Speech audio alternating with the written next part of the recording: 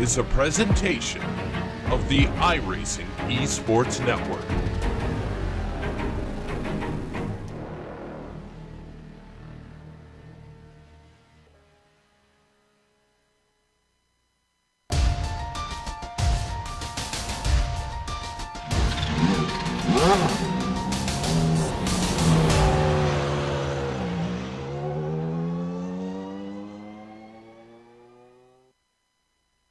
This season marks a new beginning. New heights will be reached. New records will be broken. A new champion will be crowned.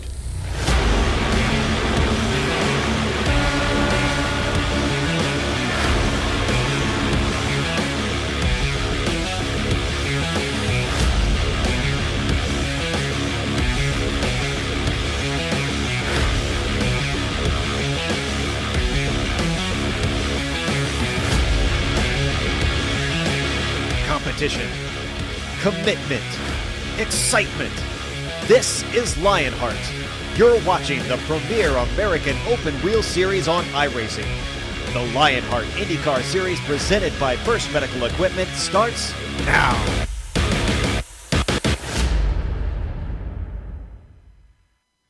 So far this season, the schedule has visited 6 road courses, and point leader Adam Blocker has won all but one. This afternoon, Blocker will try to make it 5 in a row on one of those twisty circuits. Presented by First Medical Equipment, it's the No Name Racing Grand Prix at Montreal, round 20 on the Lionheart IndyCar Season 6 championship schedule. And you can see all the simulated Dallara IR18 action from green flag to victory donuts live as it happens right here on the Global Sim Racing channel via the iRacing Esports Network. Hello and welcome to another GSRC broadcast and the Countdown to Green presented by the SimFifth.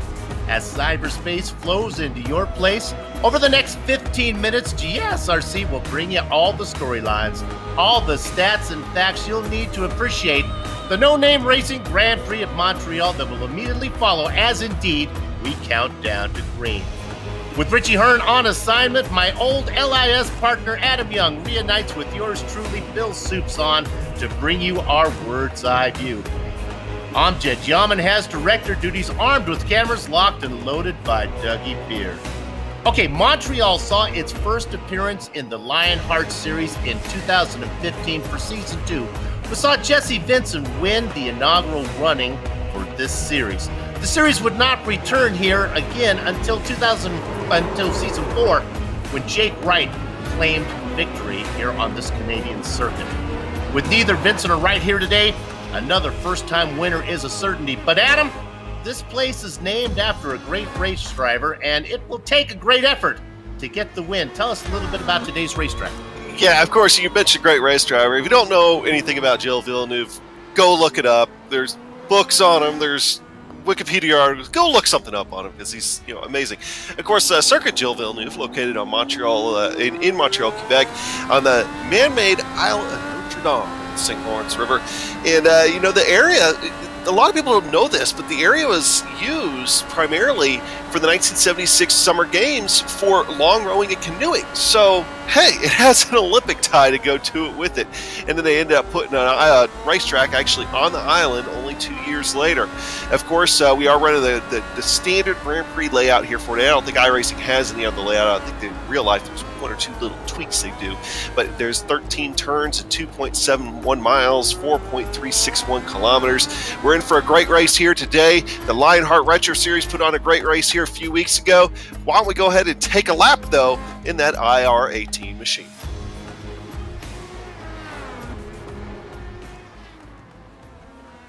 All right, we've got Amjad Yaman in the GSRC IR18, so let's do a lap around Montreal. Down in the Senna S, while passing is possible, it's tough to execute because of the way it switches back into the hairpin. You'll want to be fully past your opponent to get it done. Drivers will have to bleed onto the power to avoid wheel spin, and then from there, you've got a short burst to 3. You'll want to avoid the temptation to take this one too hard because the exit wall is right next to the track.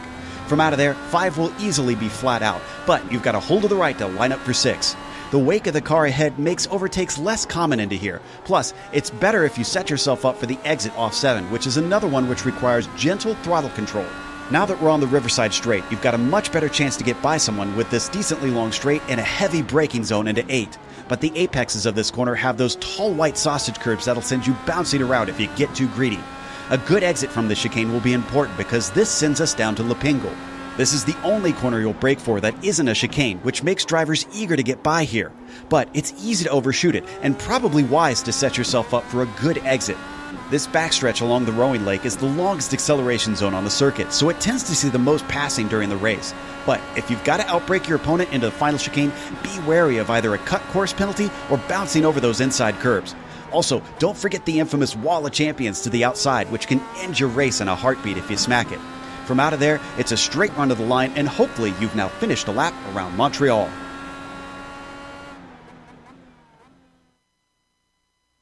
And of course, the track guide and all the countdown to green stuff here brought to you tonight, courtesy of the Sim Pit, an entertainment channel dedicated to sim racing. Its focus is to bring you news, reviews, and information from around the world about sim racing hardware and software. It also focuses on what it takes to be a better sim racer with instructional video and how-tos that will help your performance on the virtual track. Check it out at thesimpit.com. Soup. All right, let's go ahead and take a look at the Drivers' Championship now presented by the good folks at First Medical Equipment. Keep in mind that these numbers take into account the 3 drop races allowed for in the rules. To put it simply, they are each driver's best 16 of 19 results. Hey, those 2 Adrenaline Motorsports driver, Adam Blocker and Andrew Havakech-Kinsella, are still close enough that it all may come down to the double point finale at Auto Club Speedway. But over the last 6 races, Dandy Dan Guerin has lived up to his nickname. Get this. He's got 2 wins, 2 seconds, and a pair of 5ths. Now, if the Synergy driver continues on this hot streak, he might get close enough to have a kind of a shouting interest in that final at Fontana.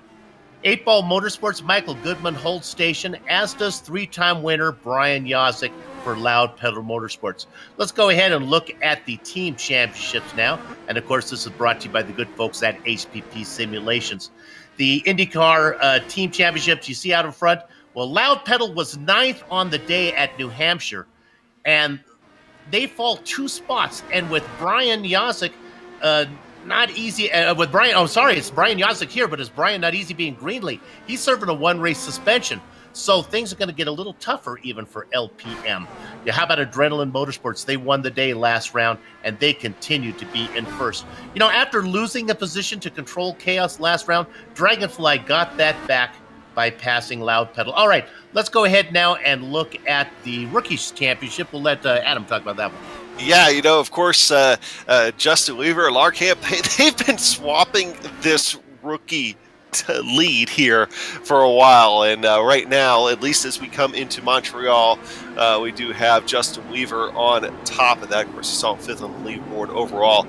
And but you know, one thing though we always talk about, Stephen Larkamp, hey, road courses are his strength, so be expected maybe for him to maybe make another jump. I mean, this could probably swap positions a few more times here, Soup, before this season's out. It has been a fun battle to watch. You know, this series is considered the premier fixed setup racing league for the Dallara IR18 on the iRacing service. The Lionheart IndyCar Series honors the memory of the late Dan Weldon. And now, that's right, it's time once again for Professor Slugnuff's Setup Corner. Now, this afternoon, I know what we're going to learn about. We're going to learn about KERS. That's the Kinetic Energy Recovery System. Professor? Soup! You're a letter short. You're thinking about KERS. I'm talking about curbs. Curbs. Oh. Throw a B in there. Curbs today. Curbs today here with Professor Lugnut in the laboratory. And let me turn the laboratory off there for a second. And let me tell you, you know, over the course of the season, we've talked about suspension, dampers, tire pressures, all this stuff, you know, that helps the car stay on the track. Well, it also helps the car go over bumps. But what happens when the bumps get too big? You know, your street car, what do you try to do with the street car? You don't want to run into holes, right? Those upset the car. That can even cause a wreck if it's a pretty good-sized pothole. You try to avoid those. IndyCar drivers, on the other hand, they don't always try to do that. They don't always try to avoid the bumps in their way. In fact, in road courses, a lot of road courses, the sanctioning body, they put in these curbs. They put in raised curbs, slightly rounded, installed on the apex of the corners and also on the exits. But it didn't take long. They figured out how to combat that. They figured out how to use it to their advantage, guys. And what they did was they started clipping those curbs a little bit, and it would upset the car. It would help rotate the car, help the car turn. In fact, they started making setups that would specifically help them do this. Well, what did they do? Well, we said, all right, we've got another idea. Why don't we try to install different types of curbs? Some tracks put tires in to prevent it, but Montreal, they took a different course of action. They figured out this concept of the curbs is right. They just weren't big enough. So what did they do? They installed the Von Hansen's Meats sausage curb soup in 2 of the chicanes around the track. And if any driver, if they get on those and they clip them during a race, they're probably going to have trouble. And they're going to have trouble navigating those corners, especially. Combine those curbs with very, very little runoff here at Montreal. Even the best drivers are going to have trouble with that today if they hit those curbs, guys. Hard to do in a Lionheart broadcast. Get those sponsors plugs in there whenever you can. I think the professor had the Bunsen burner and the beakers going full straight there. We're glad that good to have him with us here today. Yeah, all right, what did they call those at the Circuit of the Americas for the F1 race here a couple of weeks ago? The first stoppers. Stop. I like that one. All right, since we talked about curbing, we've gone over the track, we've talked about the points. Let's go to something a little more straightforward. How about we have Adam talk about the race detail? We could just keep talking about curbs for a while. I'll be okay with that. Hey, all right, so we're hitting season 6. Actually, we're almost done with season 6. I mean, where is 2018 gone? I mean, seriously, where has it gone? Working around 20 of 24. Of course, 3 drops there. I mean, they get 3 drops through the season. The IR18 is the car, and setups are adjusted, fixed. I mean, everybody's running the same setup here, and of course, they're all going for, over the course of the season, $6,402 in cash and prizes. So, obviously, a lot on the line as with the only 3 or 4 races left here after tonight. I can't do math. Not tonight. 4 races to go. Here's some more math for you. The prizes in this series are incredible. Not only are they giving away that prize amount that you just saw there, they just had a raffle earlier this week, or they're going to have it coming up, where they're going to give away either one of those HPP wheels or an HPP pedal set. This is incredible, this series. I love these guys. They take it very seriously. You know what's going on right now, though, is qualifying, and this is something you really need to take seriously at this place. Going to be hard to pass. Adam Blocker up in front. Now, here comes the newcomer that's been coming on fast, Connor Harrington. He's quick, but it doesn't have the results yet to show it, Adam. He's ran into trouble so far this season. Well, I mean, that's watch Ed Tutwiler find himself a little bit in trouble, sliding that nose a little bit. It's of course. Obviously, there's going to be guys I'm going to have my eye on, too. I mean, Andrew Kinsella, always have my eye on Andrew Kinsella. Watch Joe Branch go around right now. He's shown some speed at times, although I don't think that Montreal is necessarily his track. I mean, I'd still expect him to at least kind of put on a showing there, try to get some points out of it. Hey, I expect a good race. I mean, you think about this race just a couple of weeks ago at the Lionheart Racing Series, of course, the sister series here to the Lionheart Retro Series. That was a fantastic fight there. Sage Karam came out on top of that one, and that threw some surprises. And these IR18 soup, I mean, they're going to throw some surprises out here, too. We talked about that rookie battle, and no surprise that those rookies keep finding themselves. We're looking at Pierre Nightingale. Of course, he's the Canadian driver, speaks a little French. He's right at home up here. Talk about Stefan Larkamp and Justin Weaver, though. They sit 7th and 8th, respectively, on the grid. There's Pierre on his home track. Pierre sitting right smack dab in the middle of our field today, 14th position. A little bit above the halfway mark, as we have 31 drivers putting in qualifying times. 3 have yet to do that so far. And we'll have to see if they actually do start rolling here in just a few minutes, of course. A couple other new names to get used to. Mark Cohn sits in 18th position. He's in the pits right now. We have a few people that are not here today. Ian Adams, unfortunately. He's been put on the rest of the season probation. He was a little naughty there, and he had his incident levels were up. And we talked about Brian Greenlee's going to have to sit out one race. I'll tell you, the IRT guys missed their calling. They would have been great school teaching nuns right now. They are strict around here. They don't mess around. Well, you know, the French Canadians, why not? That's right. You know, qualifying is just about done, so that means it's time to go racing. And when it is time to go racing, nothing beats the feel of a true hydraulic braking system from HPP Simulations, designed and manufactured in the USA on state-of-the-art CNC equipment. HPP's hydraulic pedals and their accessories set the standard for simulation racing. For more information, please visit hppsimulation.com. And now let's give you the HPP starting grid. We'll do it a row at a time. Well, it's the two front runners, Adam Blocker. He's going to be inside of Andrew Kinsella. Adam? Yeah, next up, you're talking about him. Hey, maybe he'll have some good results here tonight. Connor Harrington alongside him, James Grahula. He's been hot lately. Dandy Dan Guerin in 5th inside of Tyler Graff. Hey, and look, 1 and 2 in the rookie standings, but in reverse order here, Stephen Larkamp on starting 7th, Justin Weaver starting 8th. Michael Goodman flanked by Samuel Ryman in 10th. Going back over to 11th position here for tonight, Brian Beard. He'll share row 6 with Isaiah Dupre. Akers does a spot is Chris Sleepy Lanini. He's going to be sided by Pierre Nightingale. Bob Mikas, Jason Galvin make up row 8. 17-18, Ron Hacker and Mark Cohn.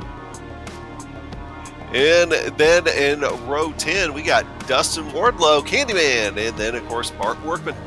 In blackjack, it's Scott Johnson in the double duck spot, Matthew Mercer.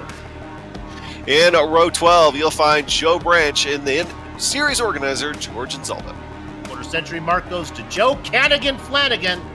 He's going to be inside of Paul Jenkins making his series debut. All right, then on the next row, we got Scott Bolster and then Ed Tutwiler. Big field here tonight.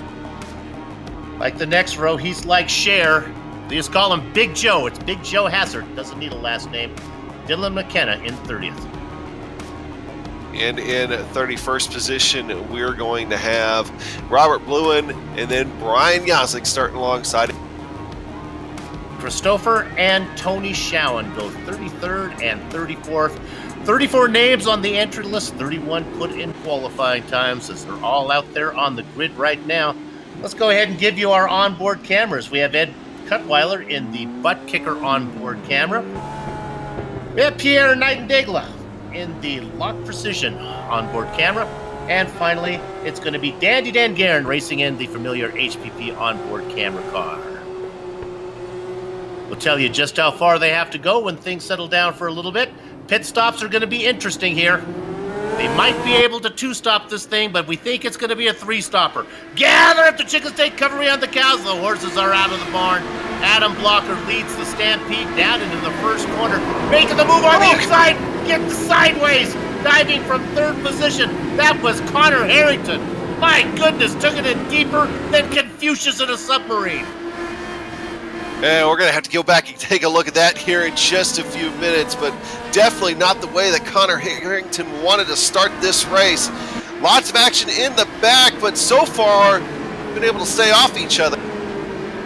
I hate to speak it into reality, but we talked about Connor Harrington. He is fast, but boy, he has trouble getting the car to the checkered flag. Blocker in front, Kinsella, Kruhula, Guerin, and Graff make up the front half of your top 10. Larkamp, Weaver, the two rookies. Ryman, another rookie back there. Goodman and Dupree in 10th. We dodged a bullet on that first one. Luckily, man, we did. That could have been an easy 4-car incident there, as watching Chris Lanini go a little bit wide there. But overall, I mean, everybody for the most part is trying to go single file. Still a little bit of people getting a little squirrely in the back end. Tutwiler has a problem getting off that last 90-degree turn. They're going to go 3 wide down the backstretch. I'm watching that too. Tutwiler was stuck on the inside through the hairpin, had no corner exit, and they were passing him left and right. Dylan McKenna almost gets into him here. Dylan McKenna actually has to go ahead and take the course cut here. He'll serve a penalty there, but better than the contact that it could have otherwise happened.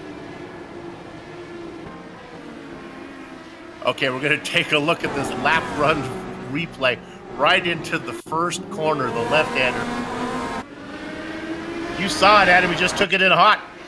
He did. I mean, he just dove it in there. He's hoping for the best. I mean, you know, just to kind of get that inside look on James Krahula, and he almost had Adam Blocker there as well, but just could not get it to stick. We'll go on board with him now. He gets a great run. He gets around Kinsella. Whoa! Actually, did a really good job of staying out of the way. You can see that he almost sacrificed himself. He turned it in. He knew he was in trouble. Didn't come back out in front of anybody. Oh, we have Beard right in the hairpin. He got into it with Pierre Nightingale. Boy, Dagla's trying to stay on the inside here, and Beard just didn't give him enough room. I'm not sure if he knew he was there. Pierre got a nose in, going into the hairpin, and then Pierre just waits for Beard to clear out of the way and keeps going. Dagla back to 13th.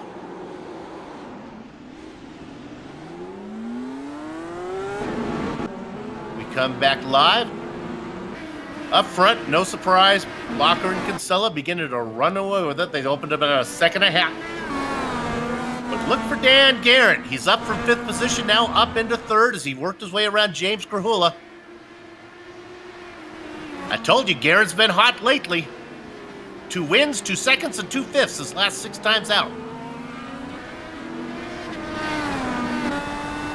Making up for a horrible start of the season.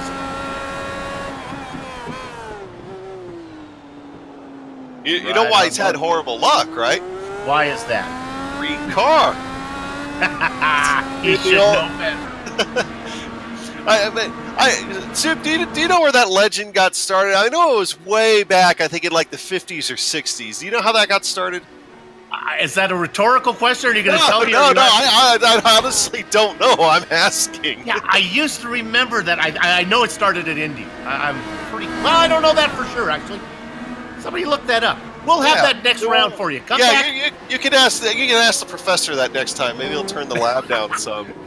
You know what? Why are green cars bad luck in racing? If Professor Lugnut starts talking about liveries, we're in trouble. Let's look at this battle for 3rd right now. This is that green car of DeGuerin. Krahula right behind him. There's kind of a train going on. You got the 2 rookies, Larkamp and Weaver, back there in 5th position. Boy, that's a real good battle.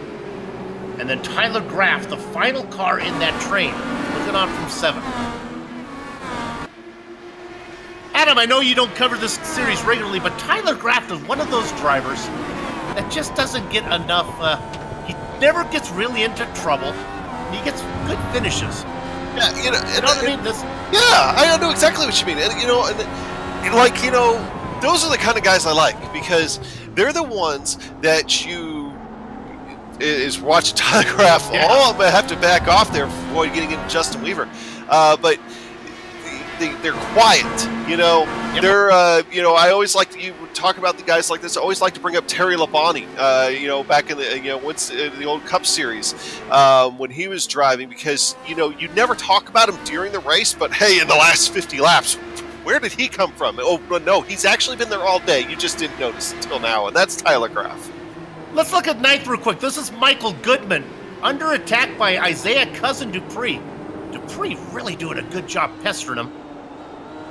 Boy, look how close he got as we ride off the gearbox of Goodman. Now the accordion effect, you can see him start to pull away. Hey, so wouldn't you know, the professor came through for us already. So, it actually started, I was off. It started in 1910 that the green car thing was bad luck. I guess Lee Oldfield, driving a green car in a race in 1910, mind you, New York State Fair in Syracuse. His car went off the track. Tragically, it killed a couple of bystanders. 10 years later, 1920, Gaston Chevrolet, brother of Louis Chevrolet, was killed in a crash during a race in Beverly Hills. And let me guess. As the race goes, guess what color car he was driving? In a green car. In a green car, all right. So it just happens to be that people just took that to tonsil admit because green cars kept ending up in bad accidents, that green was bad luck. Imagine how good Danica Patrick could have been if she would have been not in that GoDaddy car for half of her career. Looking at 13th position, that is Pierre Daigla. Now remember, Daigla fell back a little bit. He started in, well, look at this, pretty darn good. He started 14th. He's still up 2 spots, even though he got behind another car. And that's making a pit as Bob Mike is coming in for a curtain stop. Oh, another one, Samuel Ryman coming in. Okay, let's quickly, right now, since things are settling down, let's look at the race analysis. There's something I want to show you guys here. We are going on the distance here today, an interesting number, 47 laps. But look at that max fuel stint there, Adam, 15. You multiply 15 by 3, that gets you to 45. If you could do an extra lap, what's that mean? You could two-stop this thing. And you know you're going to see some people try it. I mean, absolutely. I mean, why not? And that's probably what some of those guys that are coming in now are trying to think about. But I mean, that just kind of adds to the fuel strategy that sometimes comes into play here. As you're watching Stanley Ryman and Dylan McKenna go at it here, as Stanley Ryman came off pit road. Of course, Dylan McKenna kind of had a little bit bad luck earlier. Had to take a cut course penalty after trying to avoid some traffic, so he's kind of mired back there. You know, overall, I mean, clean race for a lot of these guys, but definitely some strategy with the early pit stops going on. Yeah, if you think of it this way, you can go long stint, and then splash and go. Or you can do the mirror of that, splash and go, long stint. I got a hunch that's what Samuel Ryman kind of has the trick up his sleeve there. We're not going to forget about you, Sam. You're going to cycle out in 25th position.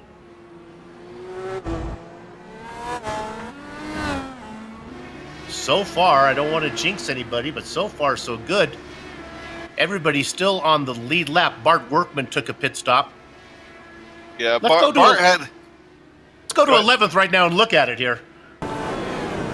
This is Workman coming out. Just going around him, Adam. That was Jason Galvin. But now he's got Pierre Knight and Daigla behind him, Chris Lanidi. Oh, there goes Daigla underneath. A little bit of an elbow to get around Bart. Woo.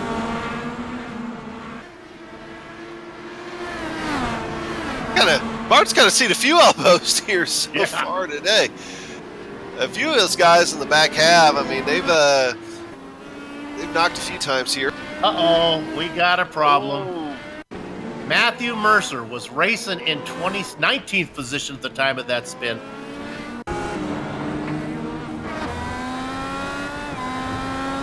Right in front of Joe Branch and Brian Yazek. Doesn't hit anything. Yeah, that looks like turn 6 there. Maybe coming out of turn 7 when the back end broke loose on him. It's stupid. That might be a problem area here to watch out for the rest of the day. I've seen a few guys try to have trouble keeping the back ends underneath them, going through that section of corners. Bart Workman was one of those, and that's actually, if we look at Bart Workman again at any time soon here later on in the race, well, it looks like right now it's fixed, but he did have some rear wing damage, and it was because he ended up getting loose in the same place that Matthew Mercer did, except he caught the back end of the car as opposed to the front end. Looking at Bart Workman. I'd like to go to 19th position. I'm not going to call him a hard charger. I'm going to call him a big sandbagger. This is Brian Yazek. Didn't put in a qualifying time. Started at the back. He's in 19th. Do the math. I think that's 13. Uh-oh. Scott Johnson. Little loop. Is that the same corner? That's the same corner that we just saw the other incident in.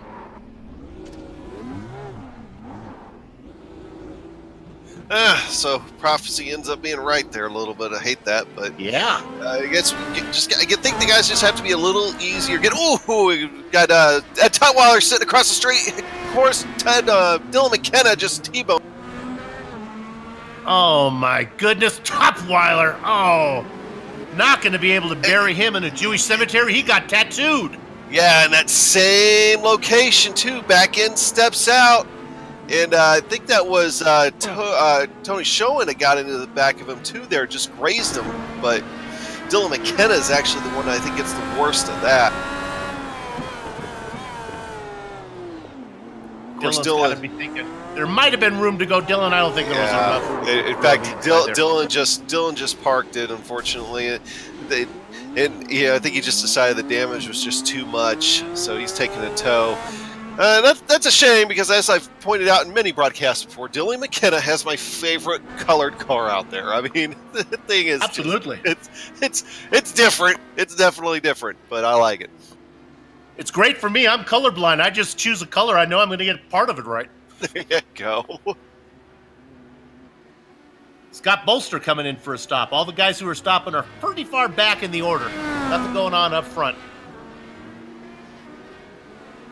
You might want to wonder what's going on up front. Well, it's pretty much the story of the season.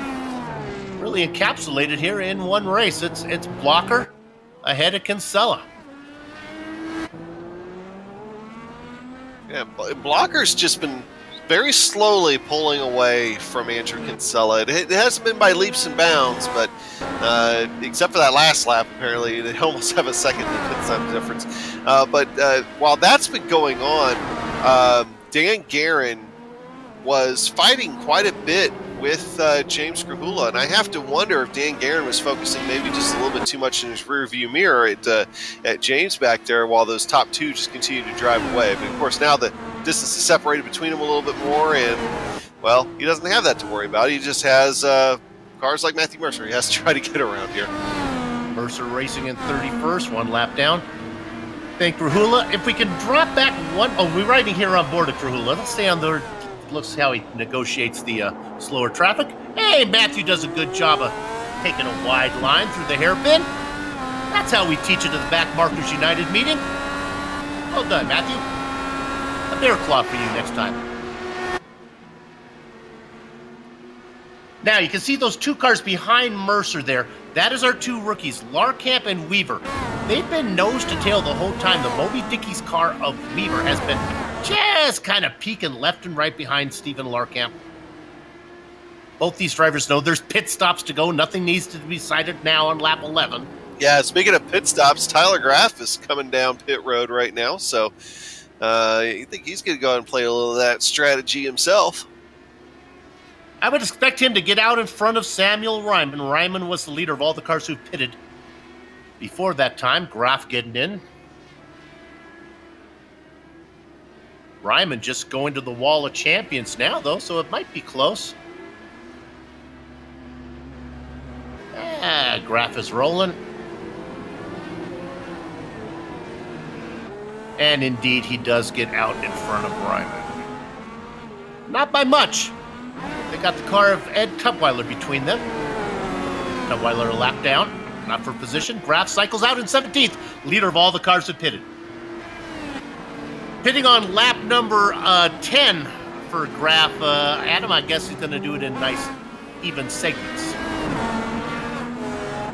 Yeah, that sounds about right. So I wouldn't be surprised maybe you've seen even more of your front runners trying to come in here in a little bit. Of course, some of them might try to take that short stop maybe a little bit closer to the end. So, lots of play out. You got a lot of wiggle room for whatever it is you want to do. I mean, you can do it completely based on how your car is feeling on track.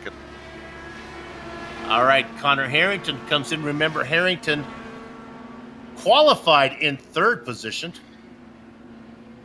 He'd fallen way back after that early spin.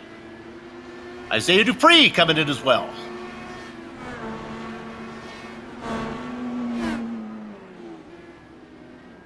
Car we're looking to see if he can get around. Tyler Graff. Tyler through the wall of champion right now, heading down the front straight. You see him coming right at you. Harrington rolling, but Graff goes by. Oh, I got to be careful. He went by. I forgot where I am. He went by, but I forgot that there's a left-right, and pit exit does not have one. Harrington out in front first. They fooled me.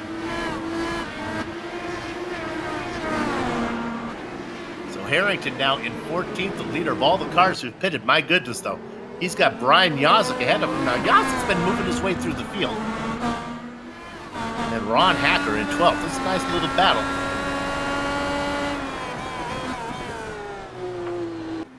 Connor knows he doesn't have to force the issue as Yazek doing a little bit of blinking because they're going to have to come in and make that stop pretty soon.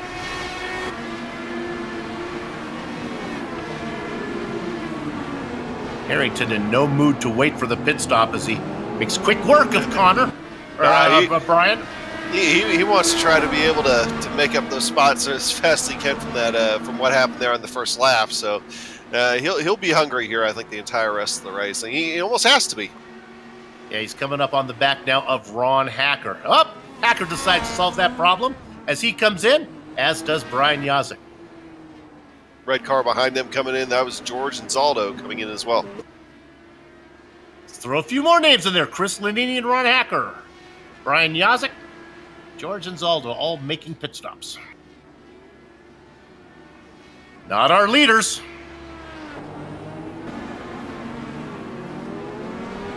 Adam Blocker, 6.7 seconds ahead of Andrew Kinsella.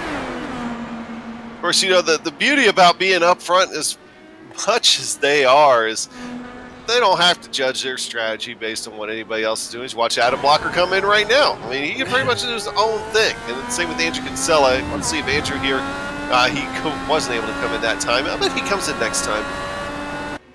If any driver has a reputation of being able to nurse a fuel tank, it is Andrew Kinsella. And I start to wonder, as he is now, oh my goodness, that's Tony Schowen. Did he just get out of the way? No, he had a little spin. Oh wait, we have contact with the pit exit. Schowen got into it with the pit guy coming out of the pits. Yeah, Tony Schowen got together with the red car, and that was George and Zaldo. And Zaldo coming out. We didn't talk about it in the pre-race. The pit exit can be a bit of a problem here. There's Schowen mind his own business. Go ahead, Adam. Yeah, I mean, we saw that in the Lionheart Retro Series a few weeks ago where we had an incident on pit exit too. I mean, so it's just when you're coming out of there out of turn 2, I mean, it gets tight. Is Amjad Yaman the best director in the business? Does he find the perfect camera angle? My goodness, that one made me jump as George Anzaldo came right into the camera. Boink. All right, our leader has pitted. Adam Blocker has come in. He cycles out in 4th position. Pitted on lap 13. Kinsella coming in. So much for the two-stop strategy. I was kind of hoping Andy was going to try to stretch it because he had such a slow pace. Yeah, and Michael Goodman and Justin Weaver also coming down pit road. Well, be Pierre Daigle's time to come in, and he does that indeed. Candyman, last to pit. Nope, he's going to come in too. That's just about everybody. Yeah, I think everybody's number got called that last time. Even Jason Galvin coming down pit road. Dustin Morley, Kinsella's on his way out. Kinsella comes out 4.5 seconds. Oh my goodness. This is news. Kinsella is am I reading this? No, that's right. 4.5 seconds ahead of Guerin and about 8.5 behind Blocker there. Got my lefts rights confused there for a minute, folks. Adam, you know in the Civil War, when they had soldiers, the soldiers didn't know left and right, so they gave them straw and hay to put in their shoe, and they would march, instead of saying left, right, they say straw foot, hay foot. A little bit of trivia for you. I've actually heard that, but... Uh-oh. Look at... Oh, this is a punt. Oh, my goodness, this is really ugly. This involves many cars. Beard, Lanini, Cone, and Bob Micus. It starts with Cone getting hit by Beard. And then Micus and Lanini are 3rd and 4th to the scene. Right on board with Vaughn Hansen's meat machine. Don't bruise the meat. Well, His car definitely got bruised in that one, so I don't think that worked out too well. Front wing is all twisted up. He definitely hurt pretty bad. Mark Cohn, though, got the worst of it. I mean, he's missing half his front wing right now. Professor Lugnuts was on his game with the Von Hansen sausage curbs. I like that. Let's go to 16th real quick, Director. This is Bob Micah's. Actually, he surrenders the spot as he lets Brian Yazik go by.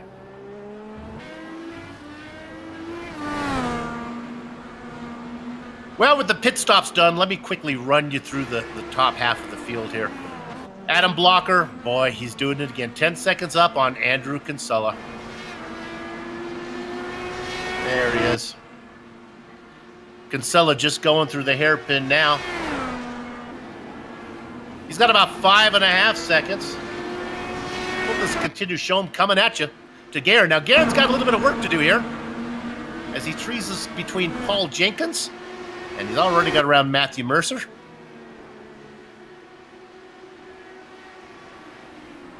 Garen's got to hustle because it's not that far back to James Krahula. Oh, that was Krahula going right over the camera right there, bouncing over some of those Von Hansen sausage curbs.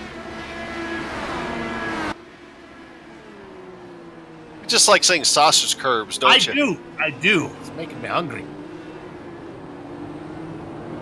Now you go back and you look at the driver in 5th, Connor Harrington, working his way around Bart Workman, who's in 26th. Our rookie, Stefan Larkamp, he races in 6th.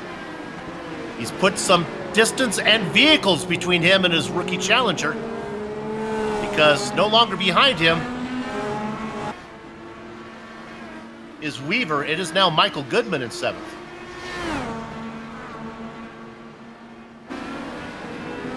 Let's stay on Goodman here for a minute as he tries to negotiate around Mercer.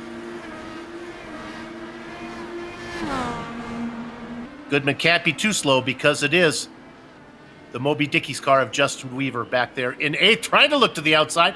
This will be fun. Matthew Mercer doing a good job making his cars easy to pass as an ink blot test.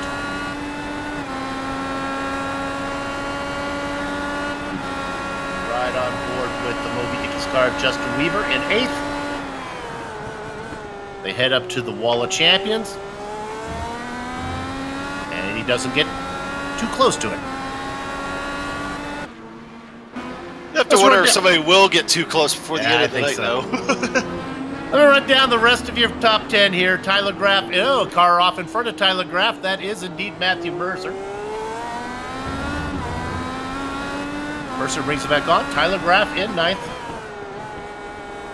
He's got about 2 seconds back to Samuel Ryman. Made that early stop. Sam qualified in 10th. Currently racing in 10th. And there's your top 10.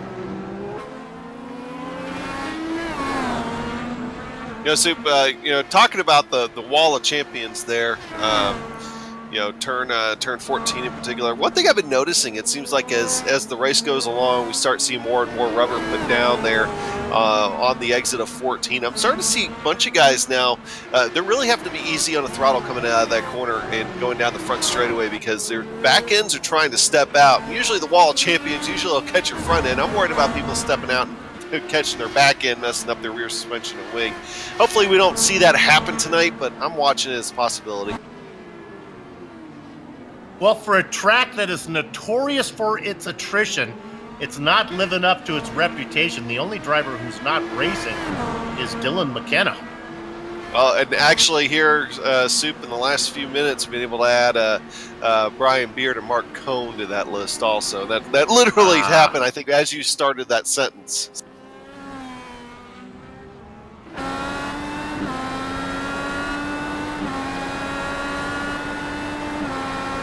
Working lap number 19 of 29. I mean, still, though, that's 3 cars out of 34 that started this race. So we still got 31 guys out there. So there's still a lot of cars in the mix for a Circuit Gilles Villeneuve race, for sure. talked about as we look there at the nice battle going on.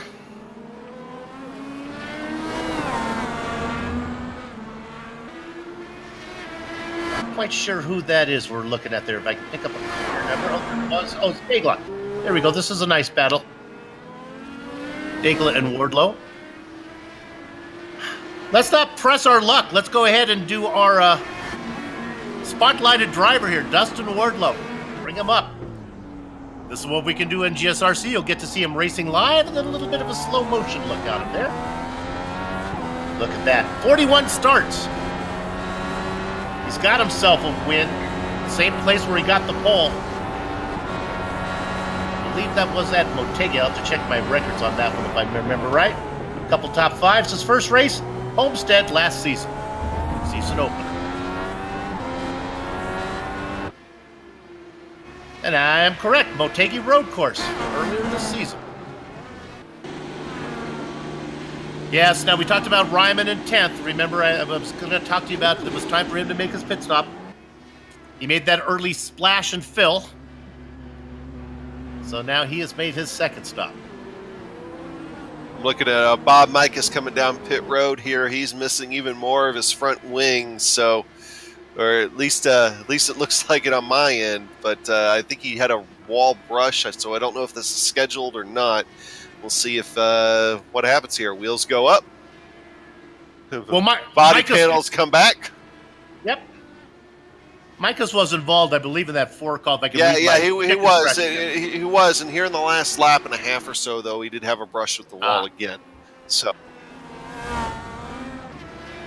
Well, let's check in. Oh, here comes a pass. The yellow car on the inside, that is Krahula. On the outside, that's the man who's quick. He does a much better job negotiating that corner than he did on lap 1. I'm talking about Connor Harrington. Move him up to court.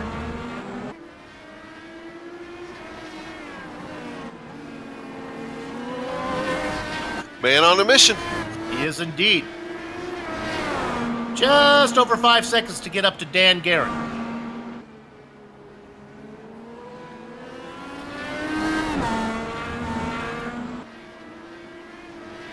Check in on our hard charger. We talked about Brian Yazek doing well. Another guy who's making a nice run is Chris Stouffer.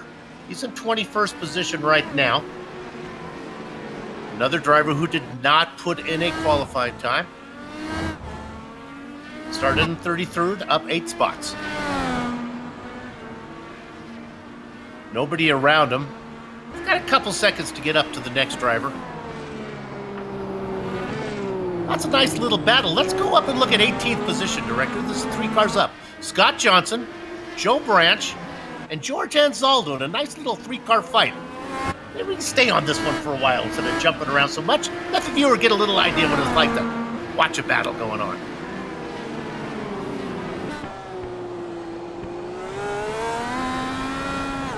Johnson up in front in the 07 machine.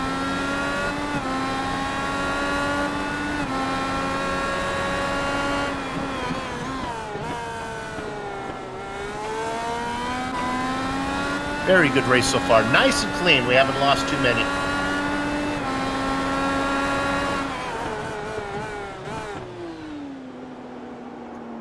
Johnson, a veteran of the series. And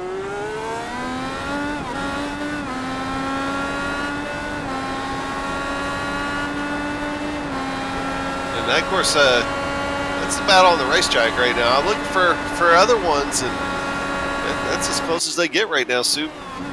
Scott making his 26th start this race.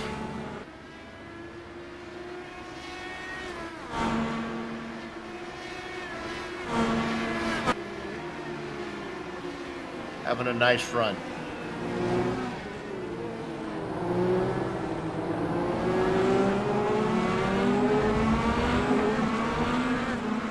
Here he comes. This is Adam Blocker coming up to put a lap around these guys. Oh, yikes! Oh, my goodness. He was trying to get around Anzaldo, and George is going to take the wide road. Well, while that was going on, Connor Harrington's decided he's going to go ahead and make his run down pit road here. So And, he was running pretty good lap times in comparison, maybe not so much to Adam Blocker, but to Andrew Kinsella and Dan Guerin. So we'll see what he can do after his pit stop here when he get fresh tires on and Tyler Graff coming in. It's Graff doing what he does, having another good race, not causing any trouble. Oh, we have a car that's off there in the grass. Looked like it was Galvin.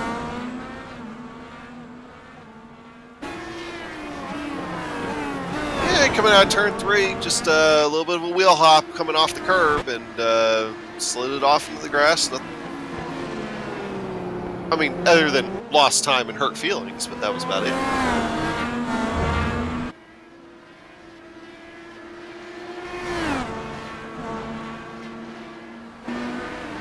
So the leader of all the cars who've made 2 stops, Connor Harrington,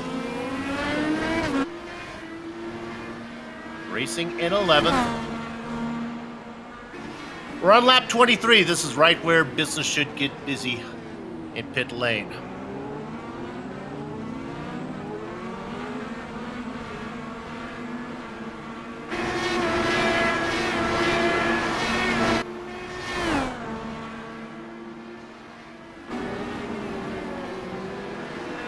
There's our leader, and just keep getting larger and larger, the interval now, up to 13 seconds on Kinsella. The only thing that's going to slow him down is lap traffic.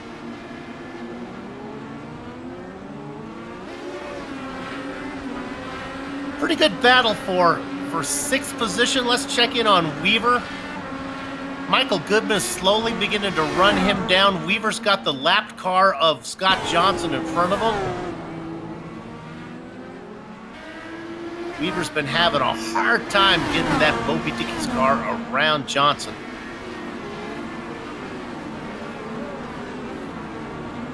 And that's one way to get it around. Oh boy, Scott almost put it in the wall, leaving room. And there goes Michael Goodman underneath him as well, so Goodman makes the pass. That battle will continue for about 6/10 of a second. Both those drivers still need to make a pit stop. You all know that familiar Dodger blue car. Adam Blocker makes his stop. Andrew Kinsella inherits the lead.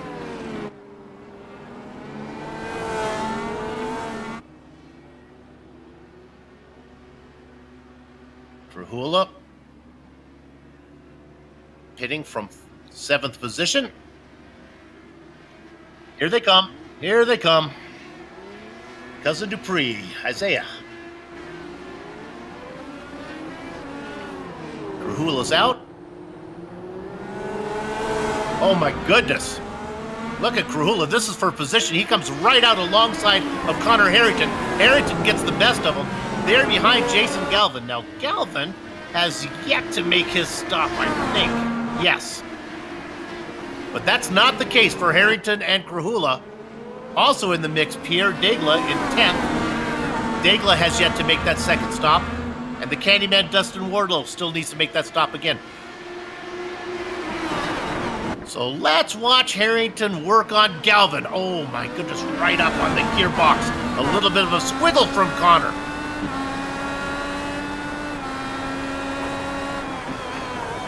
Into the hairpin, Connor looks in there, almost gets it in the back. Is Krahula. Krahula's gonna totally miss his apex because of that.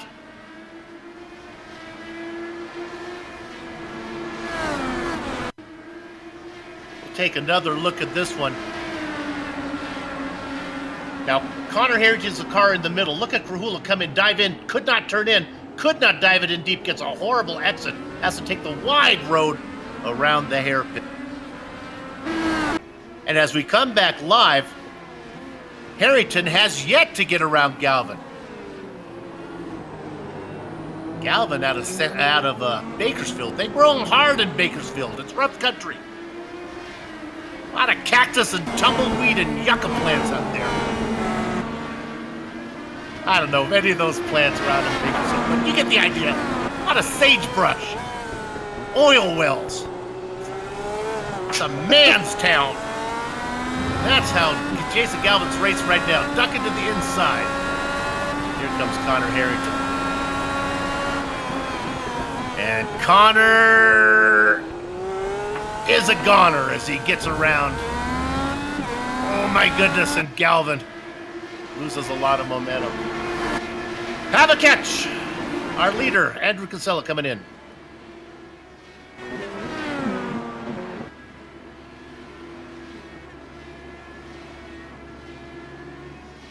That's gonna... Go ahead. Oh, I was going to say, that car that you see behind him coming in, that's George Zaldo, but Andrew Kinsella already away.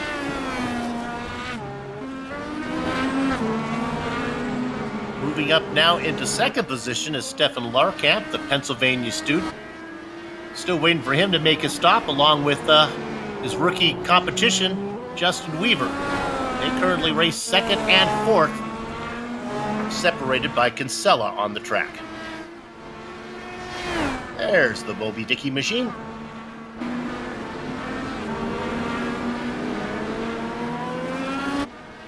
Everyone watching at Moby Dickies, tip your waitress.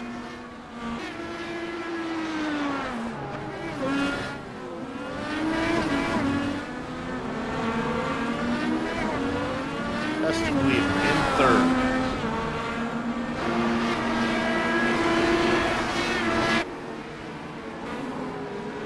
With 19 cars on the lead lap, let's look at the battle for 10th position. Pierre Nightingale. He's got Jason Galvin ahead of him. He's got the Candyman, Dustin Wardlow, right behind him. You may want to ask about pit strategy here. What cycle are they on? They all need to make a stop. Would not be surprised if they don't come in this time. We'll see if Jason keeps going straight or if he's going to take the Wall of Champions. Oh my goodness, that's so exciting. Daigle makes a pit stop. Can we get a rewind on Pierre Daigle? Can we get an onboard camera for this? This will be fun here. We get a closing. What happens on this is pit entry is a straight dive, Adam, right into the pit lane. But it's kind of in the braking zone. Watch this. As Galvin's braking to make the chicane, Nicholas is not going to have to brake. Whee! It's like one of those ones where you're like, please turn, please turn, please turn.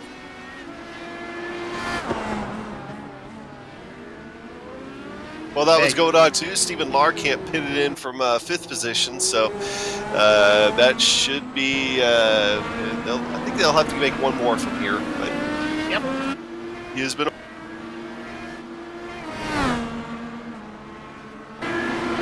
And after Larkamp makes his stop, Justin Weaver, his rookie rival, coming in as well. This might be fun to see how Larkamp. We expect him to be able to get around Weaver. There's Michael Goodman pitting right behind.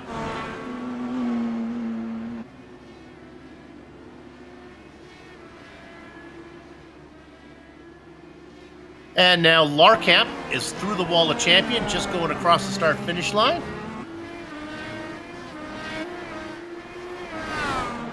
There's Weaver actually rolling, but Larkamp is into corners 1 and 2 now.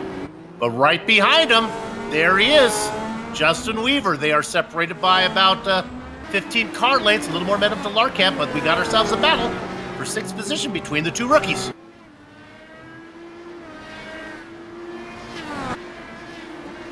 Remember, the director showed you Michael Goodman making that stop right behind Weaver? Well, Goodman back there in 8th, looking on. He can yell at him.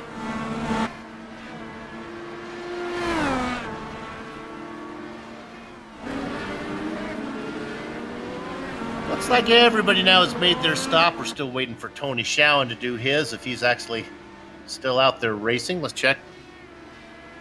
Yeah, Schowen's got, he's out there in 26th position. Tony here has got to lap 28.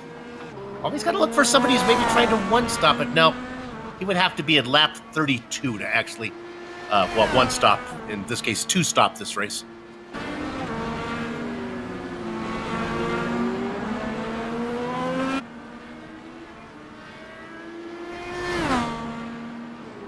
So about a lap or so ago, Ryan Yazik found the Wall of Champions. There you go. He's still out there, but car doesn't look terribly hurt, but he definitely got into that tire barrier there in the Wall of Champions. There's Brian Yazik in the familiar HPP colors. Oh, look at that left front wing. Get a little extra downforce the way that thing's bent up. We were looking on at the pass that was made there by the Candyman a few minutes ago. Dustin Wardle got around Pierre Nightingale. That was for 13th. Degla not giving up, though. Degla in the citrus-flavored car. Wardlow in his familiar... Well, no, it's not the Dwarves Candy Machine. I guess he only races that in the 79 series. You just want to see candy. It's okay. I do.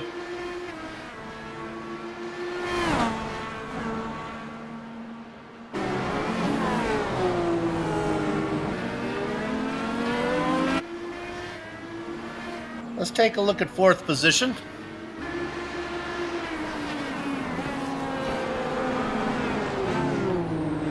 Nice battle going on here. This is Harrington and Krahula.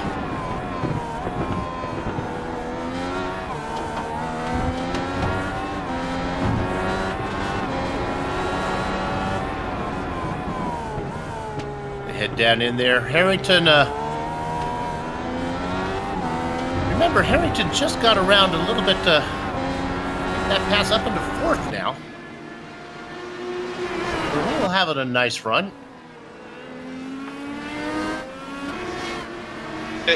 Looking at Connor's lap times, and ever since that last pit stop, he really hasn't been running as fast as what he was before, while Krahula's been running a little bit faster. So, wanted to see if Krahula can get back up underneath the rear wing of Connor Harrington here over the next few laps.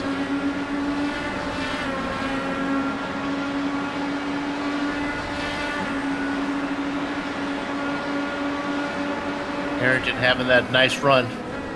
Let's go ahead and talk about one of our sponsors, and that's Butt Kicker. If you're a sim racer looking to add that missing driver-to-car connection, bringing more realism to your session, Butt Kicker is the way to go. A Butt Kicker moves actual mass, producing a haptic immersion that's powerful and accurate. See all the family of Butt Kicker products at thebuttkicker.com. Use the promo code LION20 to get 20% off your order. There's Ed King Tutwiler in our Buttweiler, our Butt Kicker onboard camera. Ed back there racing in 25th position. I feel like a Budweiser mock scheme coming up now with that new nickname you just gave Ed. He can have Andrew Kinsella make it for him. Absolutely. Checking in on 6th position. Well, the racing gods, aren't they funny? They are just a fickle little bunch of deities, aren't they? As they put together our 2 rookies here, Larkamp and Weaver.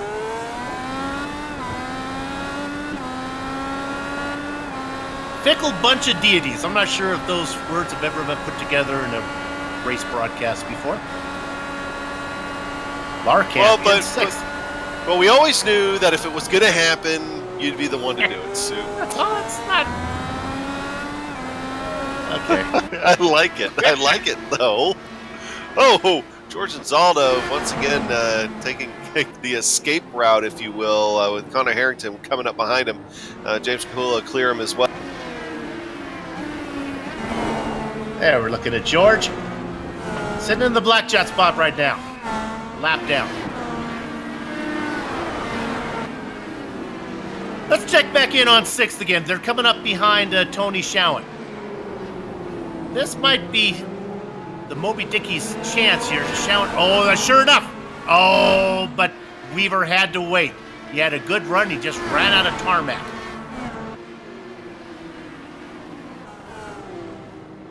That is Larkamp up front. Now they come up behind George and Zaldo. We just talked about him. George's going to keep that racing line. 1-2, they both clear. This is a good battle. No, not that far behind is Michael Goodman. Remember, these guys came out of the pit. Larkamp got out front, and Weaver got right behind him, and then Goodman was right behind Weaver as well. Weaver tried his best to get up to these two rookies. Oh, man. Adam, they get so close to the wall out of that chicane. They do. There's a reason it's called the Wall of Champions. It's because all the champions have nailed it before at one time or another. Ooh, oh! Look at Larkamp and Weaver. Ooh. Weaver taking the Connor Harrington racing line into the first corner.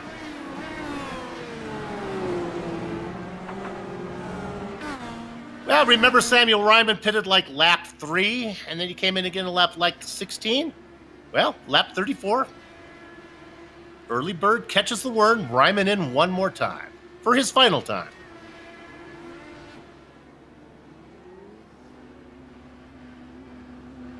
He's been racing just inside the top 10. And there's pit exit. He has no traffic. Let's check back in on 6th position again. This is where the action is. They're coming on behind Ron Hacker. And now it is a 3-car battle as Michael Goodman has indeed made it a partie des trois.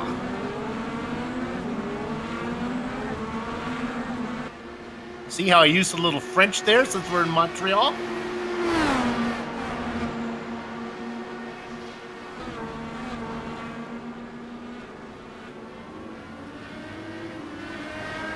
Ron Hacker in 21st, the lead car in this train. You know, it is why they try to look for a way to get around Ron Hacker as Larkamp kind of dives in a little hot. They really are starting to feel the pressure from Michael Goodman. I mean, Michael Goodman's now right almost underneath that rear wing there, Justin Weaver. And I think all 3 of them here will clear that car, Ron Hacker. Goodman loses a little bit of time. This is the best battle on the track. Go ahead, Adam. Guys, the next car that they would have in front of them, at least right now, is James Kahula, and he's like 6.5 seconds up in front of them. So they got clear racetrack now to figure out who's going to be the fastest car here. But it's a 3-horse battle right there for 6.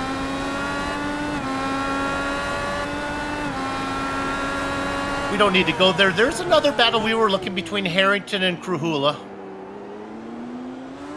Kahula about not really a pitching wedge. He's like a hard croquet hit away from Harrington.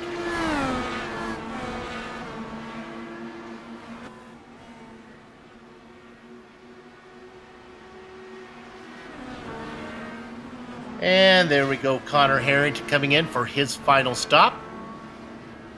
Bringing that number 44 machine into pit lane. He's being followed in there by Brian Yazek. Okay, boys. Which one wants to take the least amount of fuel here? Harrington is in.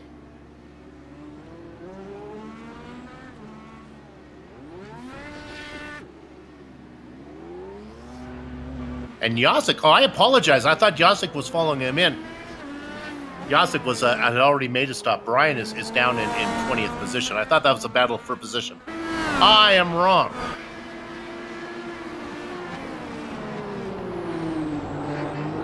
Blocker, our leader,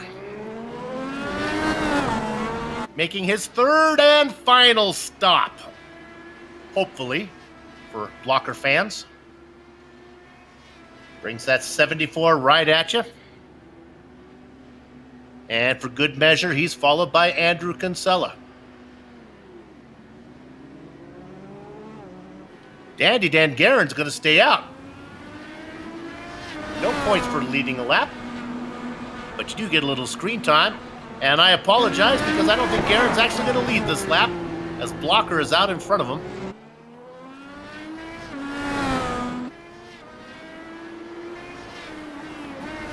Where the heck is Kinsella? He finally comes out. So many cars between him and the leader.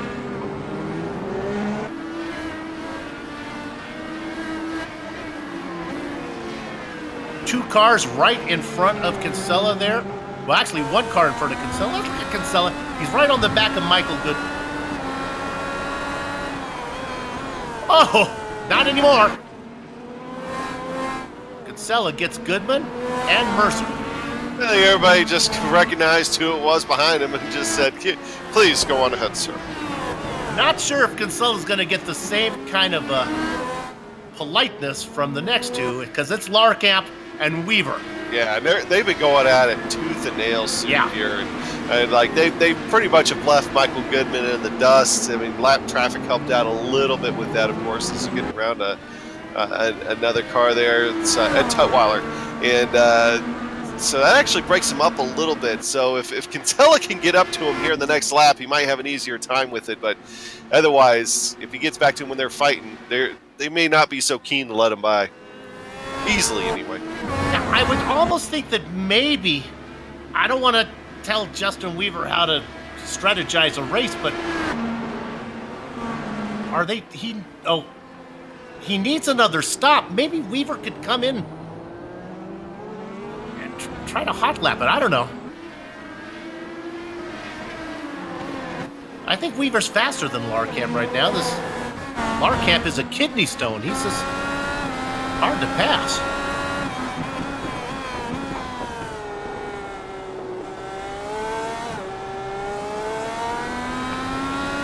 They put a big gap between them and Goodman. Next car coming to him is going to be Kinsella.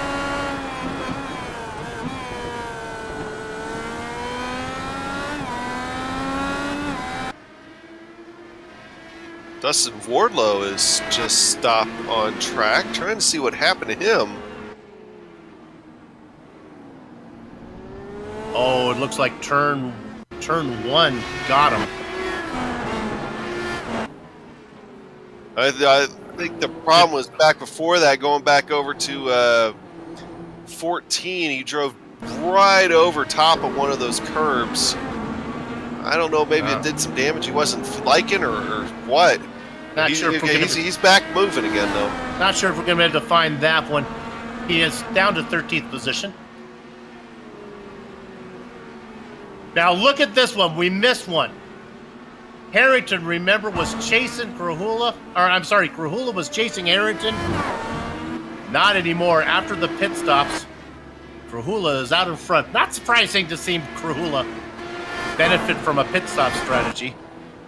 Now let's see if he can turn his strategy into pace. Paul Jenkins and Pierre Daigle just got into it too, so that's the first little bit of contact we've actually seen here in a little while. I think everybody's going to be able to continue. Oh yeah, Daigle got a little bit of a hip check. He's going to have to take a slowdown penalty. That happened right in front of our leader, Adam Blocker.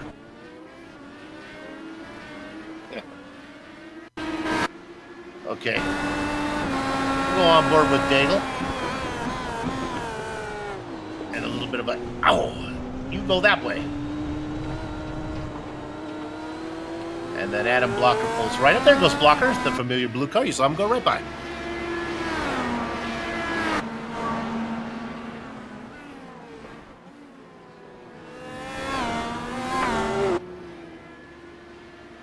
Okay. Now, Kinsella has got around Justin Weaver, and that's dropped the Moby Dickie's machine off the tail of Larkamp. Larkamp now in second. Is that right? I guess so. Yeah, because that's Kinsella now in third. Of course, Larkamp and Weaver still need to make that stop.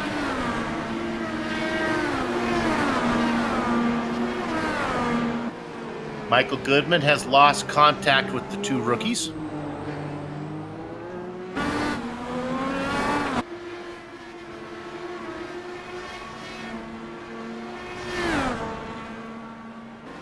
Man, going back to Kinsella, or excuse me, not Kinsella, Krahula jumping Harrington there. He didn't just jump him. I mean, he's like, world record triple jump distance now away from Harrington. I mean, that I know Krahula's great with his pit stop strategy, but man, that's a big gap. I don't think Harrington's gonna be able to overcome that by the time this race is over.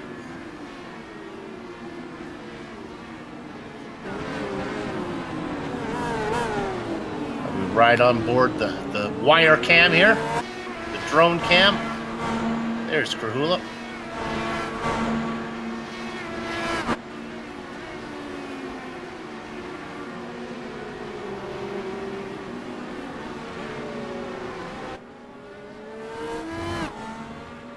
The driver all by himself is car number 14, Pierre Degla. He's the leader of all the cars one lap down. Take a look at the onboard camera of Pierre Degla, and we'll talk about this onboard camera that he's racing there. And that would be Lock Precision. For over 30 years, the name Lock Precision has been synonymous with mid to high-powered rocketry. Lock Precision manufactures a full line of high-quality precision fit components to satisfy the Major Tom inside of you. Be the man they think you are at home at lockprecision.com. Fly hard, fly safe, fly lock.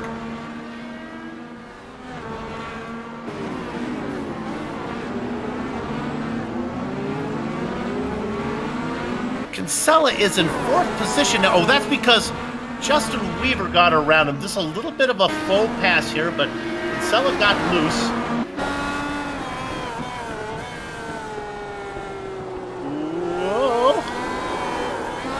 Good catch, and another good catch.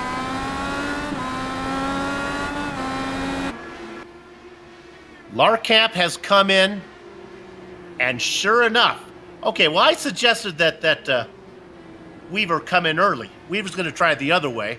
He's going to run long. He's got nobody in front of him. The guy behind him is Andrew Kinsella. Right now, Justin Weaver, who I thought was faster than Stefan Larkamp, out there hot lapping.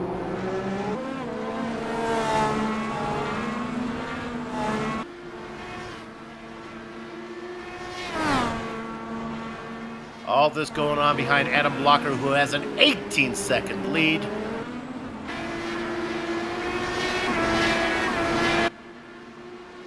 But Adam, they don't pay by the amount you win. Doesn't matter if you win. It's Blocker and Kinsella going 1-2. The points are the same whether you win by a second or a minute. Or just keep letting him running around. It might just be a minute. Yeah. All right, let's look at Weaver. Weaver's got to come in this time. He's got to be just about out of fuel. That tank is empty as a syrup bottle after a pancake social. He does come in. So what are we going to do, fans? You know what we're going to do. We're going to try to pick up Stefan Larkamp. Just out of the hairpin now, heading down towards that chicane. Can the Moby Dickie's machine do the undercut? Larkamp was in his box for 6 seconds that last stop. Weaver is rolling. Okay, now this is where Larkamp goes by, but here comes Weaver, not going to be able to get there. They come out in the same position.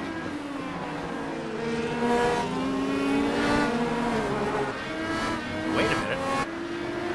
Am I right? Weaver jumped him. I apologize. I got confused looking at Goodman. Weaver did the undercut.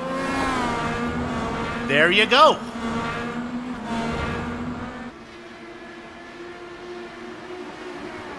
First, in the process of it, though, Goodman, yeah. As you say, in the process of it, though, he almost kind of ended up in a little bit of a hornet's nest right there, though.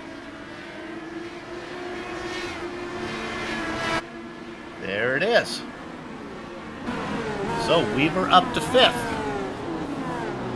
Weaver in his box. Well, yeah, 6th position. I apologize. Weaver in his box for 5.3 seconds. Larkamp was in there for 6. Goodman in there for 7. And those are the real positions now, as everybody has made their final stop, except for the man who's always late to class, Tony Schowen. Still working on his 2nd stop.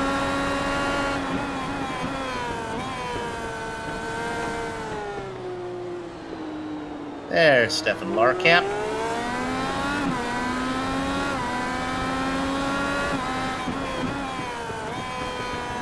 At the risk of becoming Chicken Little and the sky is falling, you got to wonder now, does Weaver have enough gas to get to the end?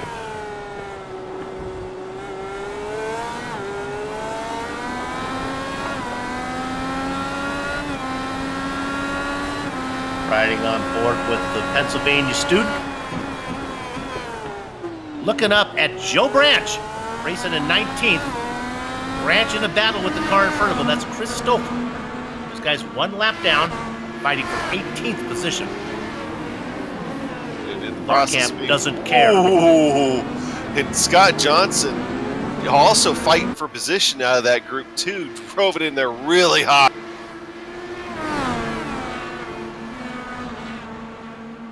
So you got two groups, one group of cars with two groups of drivers fighting for two different positions on different laps. Yeah, that almost sounds like a multi-class race. It does. At that point. Stouffer in 18th. Larkamp in 7th.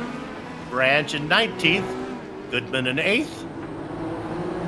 Johnson in 20th. And now, Larkamp does negotiate around Stouffer, so Stouffer and Branch back together again. Goodman stuck behind him as Larkamp drives away.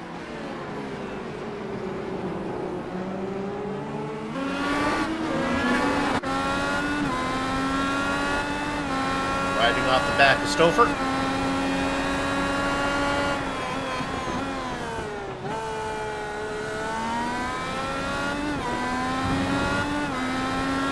Both these guys veterans of this series.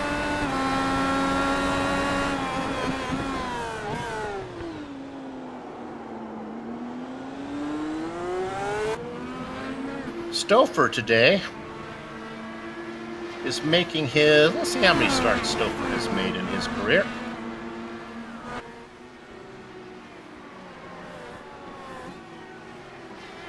Stouffer making his 77th Lionheart IndyCar Series start. Well, that's a lot. That's a lot of Wednesday nights. Obviously not a Survivor fan. Is that what's on Wednesday nights? That's right.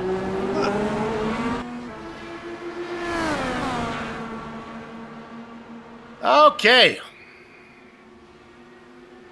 Adam Blocker has a 21-second lead, working through the wall of champion the final time.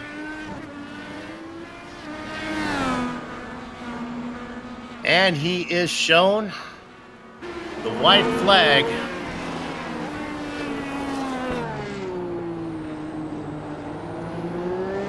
"22 seconds ahead of Andrew Kinsella."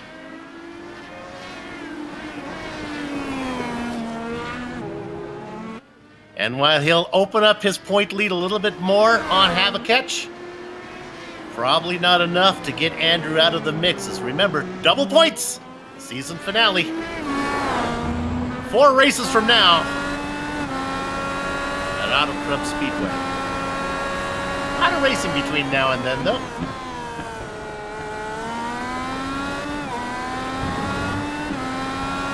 Blocker working the back half of the track. Got the St. Lawrence River to his left. And as he works the hairpin, now he's got the St. Lawrence River to, well, on both sides of him for that matter. Yes, it is an island. And pretty much Adam Blocker has been on an island, as there has been nobody challenging him today. Just 2 more corners to go, the right and the left. And let's give round number 20, the no-name Grand Prix from Montreal, to Adam Blocker. Sometime this week, Adam Kinsella will be coming across the line in second.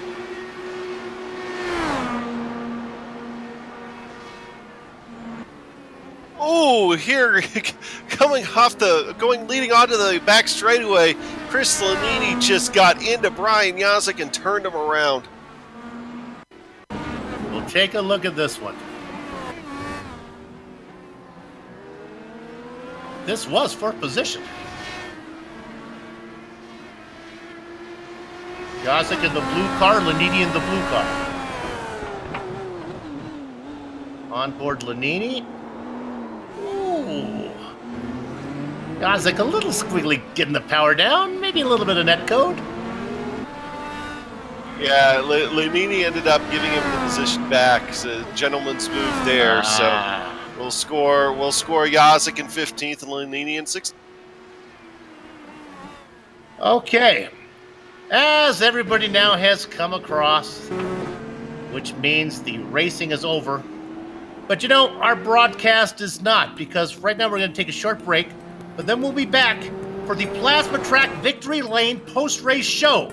You're watching the Global Sim Racing channel via the iRacing Esports Network.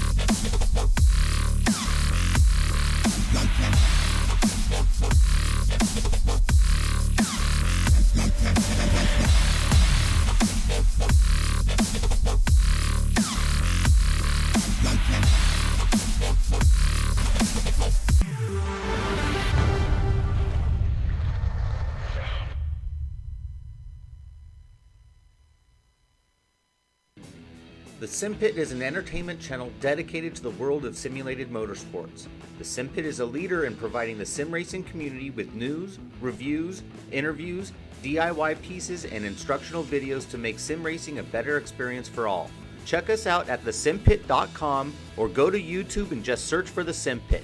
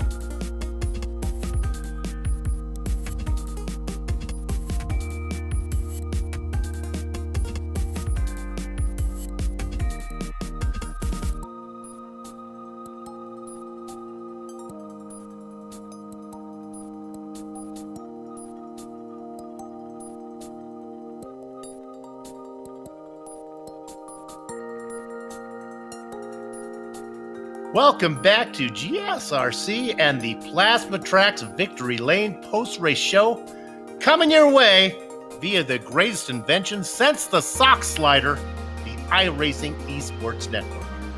Hey, if you're struggling to find something for the person who has everything to, I have the website for you. Plasma-Tracks.com not only produces original racetrack wall art, motorsports trophies, home decor, and motorsports fabrications are also available. I could try, but my words could not do justice to the uniqueness of their wares. You know, the only way to fully appreciate their artwork is to see it for yourself. But be warned, one visit, and the next thing you know, you'll be trying to convince your spouse why you need a Plasma Tracks wall art hanging in your home. See it all at plasma-tracks.com. Use the promo code LRS 2018 to get 25% off your order. And now I'm going to give you 100% of the HPP finishing order for the No Name Racing Grand Prix at Montreal, presented by First Medical Equipment.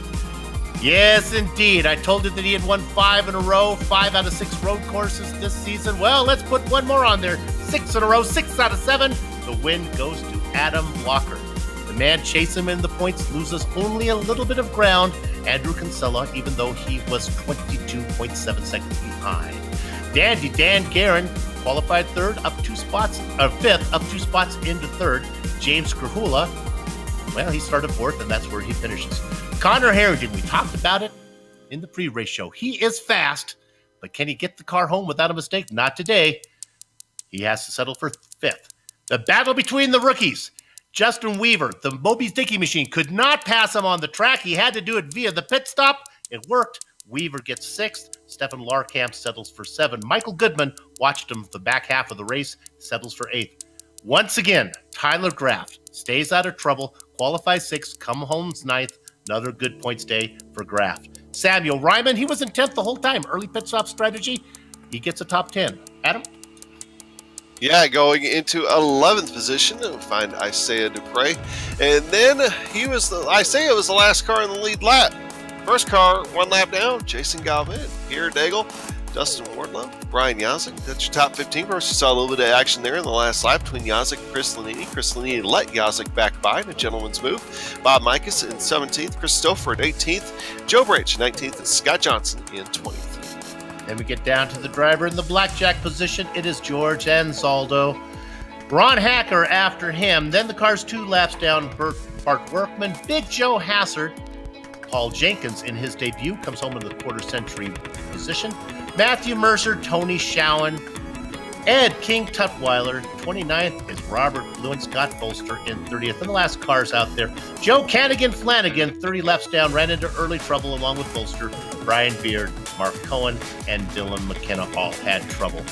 There you have it. Let's go ahead and see if we can talk to our winner now. That would be Adam Blocker. We'll bring Adam down into the booth. And I did not listen to what I was told, and I shut the door on Adam Blocker. Now we bring him in. Okay. Adam, I don't know what I'm going to talk to you about this one. They don't pay points for the amount of interval between you. Man, you had it just on rails today. Yeah, I don't know what I'm going to talk about either. There wasn't really much. It was kind of after the first lap. It was kind of, plain sailing after that. I think the scariest moment was, number 1, turn 1, where Connor decided he was going to try to win the race in turn 1, and he scared me off the road and scared Kinsella pretty bad too. And then from there, Kinsella kept up with the lead pretty well for the first 4 or 5 laps, and after that, I guess I broke the draft with him and I was able to pull away slowly. And then after that, the main thing was just trying to stay out of the way of back markers, because they were definitely pretty confrontational or difficult to get around. Yeah, pretty good track awareness. I wasn't even sure you actually saw Harrington make that move. Let's talk about back markers there. You had one spin happen right in front of you there in the second chicane there. I guess it's would be 8 and 9. No real scare for you though. You had to figure. There were probably like 2 or 3 scares, no like major moments, but I think there was one time where I think Jenkins and Daigle they didn't really wreck, but they both went off in front of me in the middle on the back half of the track. But I just slowed down, lost a couple of seconds, and went on. It's nice when you have a little bit of a buffer, because then you don't have to worry about the guy behind you gaining time or anything. So I was able to just be calm and make it through. Okay, I'll get you out of this one on a little advice. I know we have many more tracks to come here before the end of the season, but I'm telling you right now, you might want to spend a little less time on the tracks that are coming up. Make sure you're good for Auto Club, because that, I think, is where the championship's going to be decided. Well, yeah. Right now I'm just focused on trying to carry as many points as I can in Auto Club to minimize the possibility of a big swing, because Auto Club is probably going to be, really a lot of wheel-to-wheel racing, a lot of chances of things going wrong that are out of your control. So I feel like the next few races, Kansas Gateway and Road America, it's a little bit in everybody's control more than Auto Club. And so, yeah, my goal is just to build as much of a cushion as I can, so that in case something happens out in the club, I can still pull it out. Sounds like a smart plan. All right, good luck the rest of the way. We're getting to the end. Good luck. Yeah, thanks, Sue. Adam Blocker, our winner today. Okay, Adam, who you got? Yeah, we'll pull in Andrew Kinsella and talk to him. Hey, Andrew, second place finish, having a great season. Tell us about your ride out there today. Yeah, that was probably the best road course race I've had in Lionheart. Can't believe that I was able to qualify in second place. That was definitely more than I could have hoped for. And then I saw Connor going sort of full send into turn one and was able to avoid the spinning car there. And after that, just settled in, and it was a good, solid race. I knew I didn't have the pace to get to Adam, but hardly anyone ever does. So I just sort of settled in, waited for Dan to start reeling me in, but it never really happened, and just sort of was on my own for the most part. Only had a couple of moments where I was starting to lose traction on the rear end, but other than that, it was a real solid race. Now, Adam had mentioned a little bit about the lap traffic, and of course, Montreal, real hard to get around lap traffic times. Do you have any problems out there that maybe we didn't catch on the broadcast? No, in fact, I would say that the lap traffic was really, really good for me. They were pulling over in really convenient spots for the most part. There was a couple of close calls down in, turn 6-7 area, the left-right coming onto the sort of the backstretch there. But other than that, no, it was pretty good. The only moments I had was really racing with Weaver and Larkamp there, and that was more of my own making, just the back end stepping out there. All right, one last question. We got 3 ovals coming up and then one last road course in a few weeks also. How do you think about your chances of being able to catch Adam Blocker in the championship? I'm still hopeful. It's definitely going to be tough, especially when he's reeling in the wins as he tends to do on the road courses. Definitely the fact that there are 3 ovals and 1 road course helps me. The double points helps me. And we did what we had to do today and kept it close. Got some bonus points for leading the lap even. So definitely happy with the result today, and still optimistic about the championship on the season. All right. Well, hey, good job here today, Andrew, and we'll see you here in a few weeks. Thanks, Adam. Second place finisher there was Andrew Kinsella. Now I'll talk to Dan Guerin. My goodness, 7 top 5s in a row. Dan, you got another one. Nice going. Thanks, Soup. That was not an easy race. I told my teammates that I pretty much screwed up every single lap, and I just wasn't comfortable the whole night. Wow, you wouldn't know it from watching. You look pretty smooth out there. You led a few laps. You ran the thing along. Yeah, I just did what I could and held on. Okay, I haven't done the math yet, but you look close enough to me that if you continue with the streak you're having, at least you'll have a mathematical chance when you get down to Auto Club. Any thoughts about maybe stealing a championship? That'd be kind of nice. Yeah, I wouldn't mind stealing it, but you got to have bad luck going their way, and we got coming up, and well, Blocker pretty much dominated the road courses this season, so I don't see him finishing anywhere less than first for them. But as far as like Kansas Gateway, I've won at both of those. I've run at Auto Club, so I've won at all 3 races for the ovals we have left. I feel confident enough to at least maybe get second, or try to get as close as I can anyways, but it's not going to be an easy road. Well, I'm going to get you out of here on this one. Look, you've had your fair share of bad luck yourself, so if a little bad luck goes their way, don't feel too guilty about it, okay? Oh, I won't feel guilty at all. But, just want to give a quick shout out to my sponsors here, Midwest Simulations, Lock Precision, and let's see here, it's Sim Racers for Mental Health. So check that one out on Facebook there. It's a pretty good group of guys, it sounds like. All right. Congratulations on another podium here. Keep it going. Dan Guerin, your 3rd place finisher today. And I think that's going to do it here for us on the Global Sim Racing channel via the iRacing Esports Network. We apologize to the drivers we didn't get to. We're running a little bit late. So let me go ahead and thank the people that make this possible. And I'll start by thanking everybody at the Lionheart IndyCar Series for what they do. And how about First Medical Equipment? They've been the source of medical supplies and equipment in Burlington, Iowa area for years because of their superior commitment to provide the absolute best in product quality and customer service. Adam?